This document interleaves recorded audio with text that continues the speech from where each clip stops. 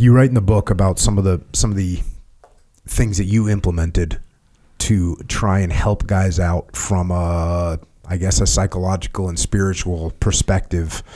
Talk us through that a little bit. Not only what you did, but also what gave you the awareness. This is pretty early on in the war, and you seem to somehow be instinctively or intuitively know that guys are going to need some help. Yeah, I think, look, I like to say in life, I just have varying levels of ignorance on everything, and some things I'm a little less ignorant on, but this was definitely one of them.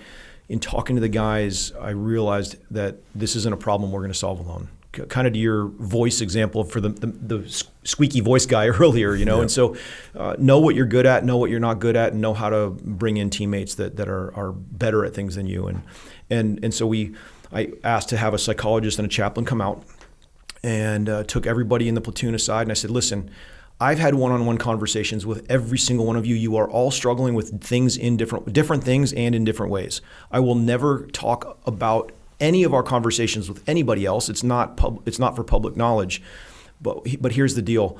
I want every single one of you to spend at least 5 minutes with the chaplain and 5 minutes with the psych. It was very countercultural at the time. All we did was grow up showing either strength or perceived strength. And this was kind of like weakness.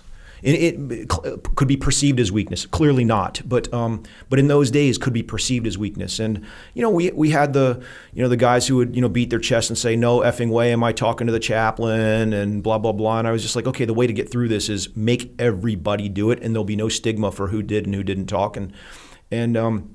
And there wasn't a single person who didn't talk less than several hours to each of the psych and the chaplain. We had to extend them there for a couple weeks, and really, I think, set the foundation for a couple things. Number one is for each of those guys in their own lives as they dealt with, the post-traumatic stress of doing the body recoveries from the downed helicopter and putting their buddies in bags and bringing them home, which clearly isn't easy, and just the extreme loss of teammates and such. It was the first real mass casualty that the SEALs had in the modern era, and so I just felt like it was a no-brainer to me to bring in help. And then I ultimately, as I returned from that deployment, made a real push to get a psychologist on the staff and to begin the era of really saying asking for help is a sign of strength, not weakness.